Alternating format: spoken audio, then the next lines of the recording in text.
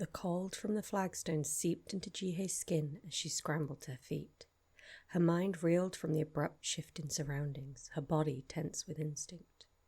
The vast chamber loomed around her, its vaulted ceiling lost in shadows, dimly lit by floating orbs casting slow-turning light across ancient stonework. She whirled towards the only other presence in the room. The man who had brought her here stood a few paces away, calm and unthreatened.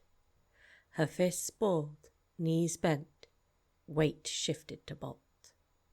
"Where am I?" she growled, fire flashing behind her amber eyes. "You're in my tower," he replied evenly. "The exact location isn't important yet, for both our safety." Her eyes narrowed. "Why did you bring me here?" "Because you don't know what you've stumbled into, and you won't survive it without help." She stared at him, searching for the trap, but he didn't move, just stood there, letting her gauge her options. She took a slow breath and turned to grab her bag from the floor. Her muscles still buzzed with adrenaline. "What do I need to know?" she asked as she swung it over her shoulder. "Come to my study. I'll explain what I can." He turned, his cloak whispering over stone as he headed for a staircase at the chamber's far end. Jihye hesitated, her fox senses bristling, but curiosity outweighed fear. She followed. The stairs twisted upward, then broke into a corridor lined with closed wooden doors. She counted 5. Each held an aura of mystery, silent guardians of secrets she itched to uncover. At the last door, the man stopped, drew a key from the pouch at his side, and unlocked it.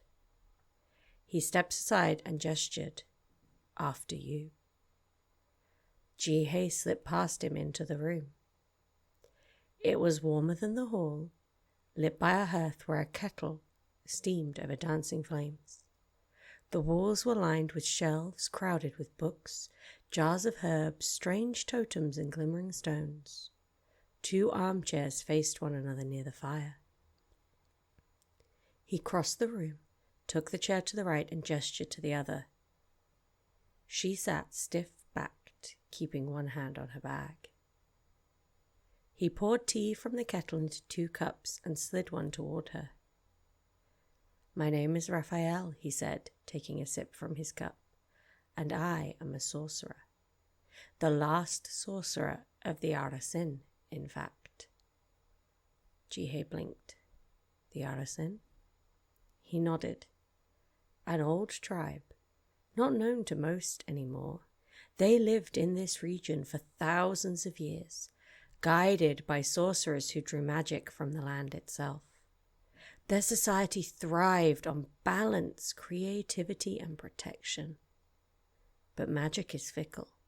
Over generations, fewer were born with the gift." Jihye listened, her curiosity overcoming her skepticism. "They tried everything, matching powerful bloodlines, rituals, and desperate experiments.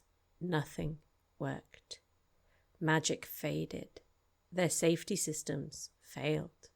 They fell to plague, famine, and outside raids. Eventually, the Arisen dispersed.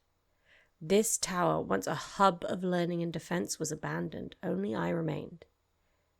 And Caleb." "Caleb, your assistant?" "Yes, a ward of sorts." Jihye's brow furrowed. "And you stayed because of a prophecy?" He gave a small smile. "I stayed because this is my home. But yes, there is a prophecy." She rolled her eyes. Always a prophecy. "This one spoke of a girl, a fox-spirited girl bound to the tides of magic. It was ignored for centuries. We had magic then. We assumed it was a tale of the past. But when the magic faded, we reconsidered." "You think I'm her?" "I know you are. I felt your magic. I saw your fox. You carry both fury and focus, the traits of a vessel and a key. She looked down at the untouched tea. Her fingers tightened around the mug, but she did not drink. I don't know why this happens to me. I don't know how to help anyone. I believe that. But the forest you were in isn't just wilderness. A splinter cult of the Arisen survives there, and they believe if they sacrifice the fox girl, their magic will be restored. Jihye's blood turned to ice. The people with the arrows. Raphael nodded. Exactly. She lifted the tea and took a cautious sip, the warmth surprising. Why bring me here? Because this place is still sacred to the Arisen. Even the cultists won't breach it. They fear the old power. She stared into the fire, mind spinning. But I do wonder, Raphael said softly. Why is a fox-spirited woman wandering into the jaws of an Arisen cult in the first place? Jihye met his gaze. I killed a man. Raphael raised an eyebrow. Did he deserve it? Yes. He nodded. Then that part doesn't concern me. His father might. Who?